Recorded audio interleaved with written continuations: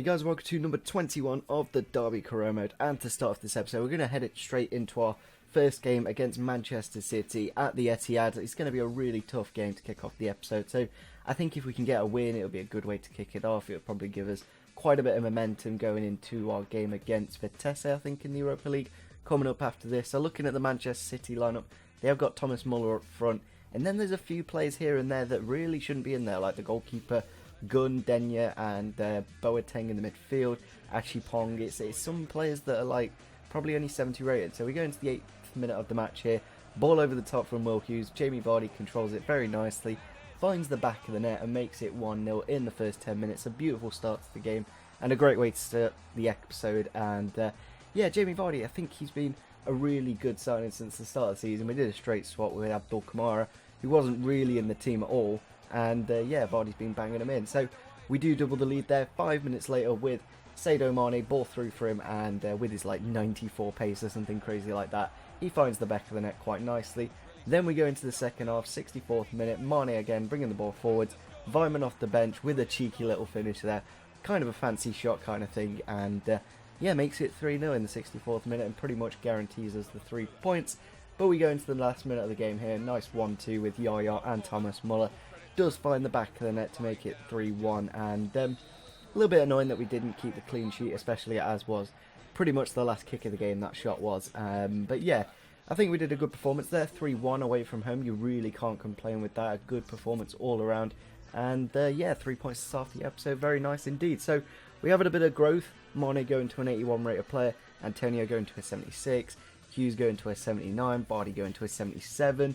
And I think Ben Davies went up one, and Carl Jenkinson. So it's really good to see that some players are growing in their stats, because when they don't grow and they're just sat there at the same rate, and it's kind of frustrating. But nevertheless, we're going to go into our first game of the Europa League in this episode. I think we've got 2 or 3 in this episode, so we're going to get through quite a few games in this episode in quite a short amount of time. So looking at the lineup, we've got a bit of a weaker team. There's Leitner and Hendrick in the midfield instead of Hughes and Joe Allen, but nevertheless, we go into the first 20 minutes of the match here, ball into the near post, and a tremendous finish from Jamie Vardy, finds the back of the net, pretty much an overhead kick to make it 1-0 in the game. A great start to it, and yeah, Jamie Vardy on the score sheet again. You really can't complain with that, but unfortunately it was only a 1-0 win in the end. But I wasn't too bothered. Like, as long as you get the 3 points, I don't think goal difference is going to really be much of a factor. So you might notice there's a bit of a glitch at the moment on the screen, like it doesn't fully fluidly play. I basically had to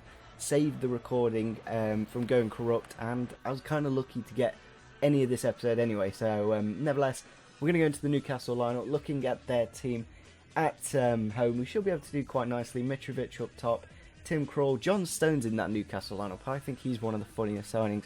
For only like 10 million, I think they picked him up for, especially when Everton were wanting like 50. But unfortunately, the game ends 0-0. If you look at your screen now, how many saves does Tim Krul want to make? There's 6, and he got another one in the 90th minute. So he made 7 saves that got into the highlights. I'm going to quickly show you all of these. First one there, probably quite an easy one. I really can't complain with that. But I think this one here, finesse it into the bottom corner. Nice right hand from him there. 48th minute of the match here, Mane bringing the ball forwards. Shot into the bottom corner, saves that. Then in the 66th minute of the match, 1-2, I think, with Jamie Vardy. But yeah, it was really frustrating that Tim Krul just had an incredible game, and probably on another day he wouldn't be saving these. There's one in the bottom corner again, making a good save. Jamie Vardy here cutting inside, having a shot into the top right-hand corner. Maybe if he took it with his right foot, it would have gone into the back of the net. And this one here in the 87th minute of the match, pretty much the last kick of the game. I think that was just like the amount of saves that he had made up to then.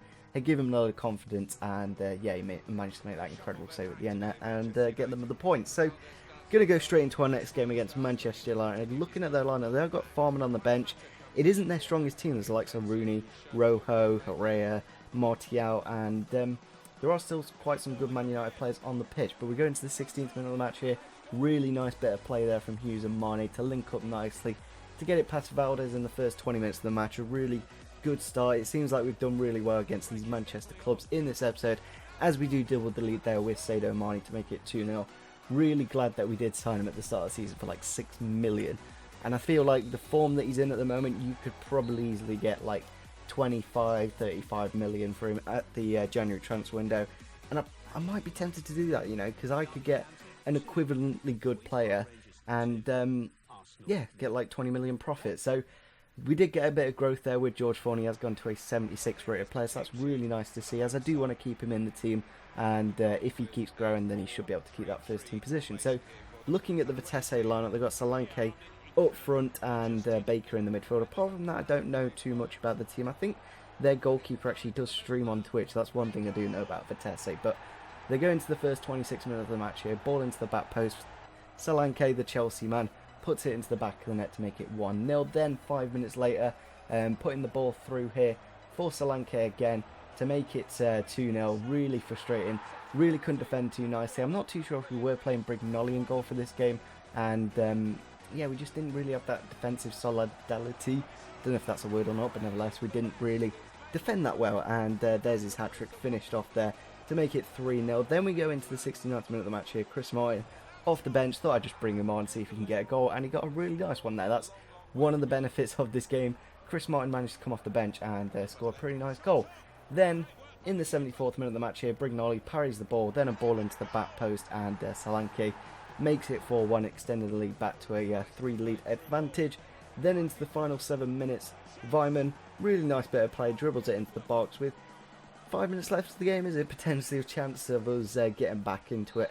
Unfortunately not, it does end 4-2 in the end, so not exactly the best of performance. It was in the snow, and Solanke had an absolutely fantastic game. You really can't complain with that. Pretty much every single shot he took did go into the back of the net, so maybe it was a bit of luck, but nevertheless, we're going to hopefully put that loss behind us and head into the next game now against Liverpool at the iPro Stadium. We've got a full fit lineup now, so we should be able to get back to winning ways. We were playing a few weaker players in that game, and maybe it cost us, but we're pretty confident we're going to finish in that top position in the Europa League as long as we do win our final game. I think it is the last game of this episode. So looking at the Liverpool lineup, they've got Tony Kroos in the midfield, but then they've got players like Ojo, Brad Smith, Wisdom, Ilori, Mignolet still in the team.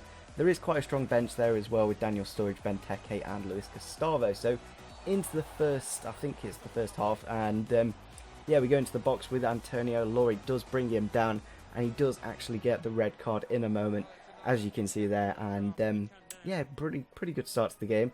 Do give the penalty to Antonio, as he did deserve it. Got into the box nicely, goes down the middle.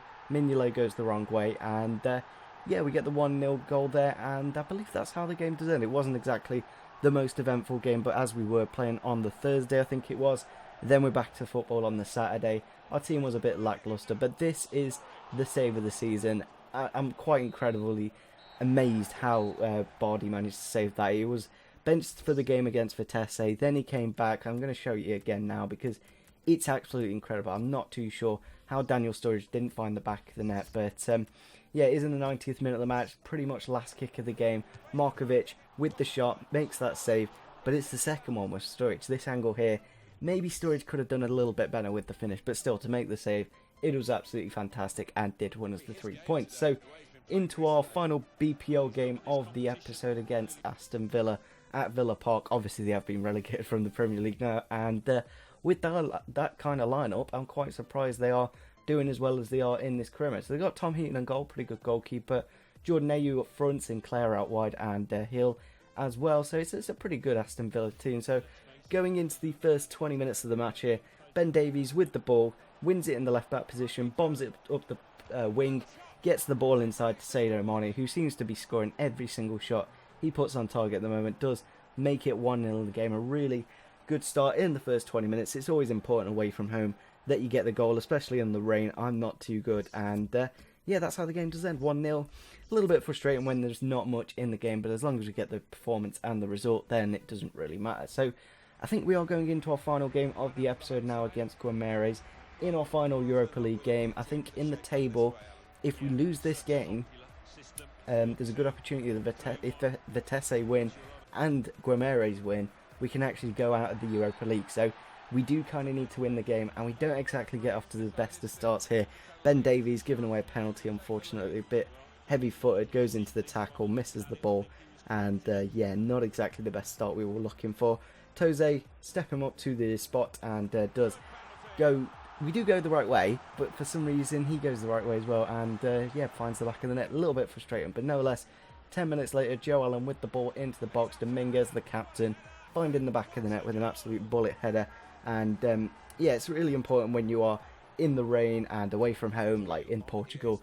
It was really important that we got that goal, because we could have very easily been knocked out of the Europa League. But we do get a second goal here in the 58th minute of the match. Antonio, Mane, Vardy, that pacey attack that we have got at the moment, it seems to be getting goals a game. And yeah, it's really good to see that we have won the game there, gone through in first position, because if we lost this game and Vitesse won, I think mathematically it was still possible that we were going to get knocked out. So kind of lucky in a way, like 2-1. It's not exactly the most convincing wins in the world, but looking at the table, as you can see there, we are top. We have got a game in hand as well, and I think the next episode does start off with a game against Stoke City. So if we win that game, it'll extend our lead and we'll have a game in hand, and yeah, it'll be really good. So we have got Celtic in the next round of the Europa League in the knockout stages in the month of February. So we're going to have to wait and see how we do in that next game in the Europa League, because I really want to win it. It's kind of an easy tournament and we should be able to win it quite nicely. So if you did enjoy this episode, make sure you do smash the like button, subscribe if you are new to the channel, and see you soon. Bye.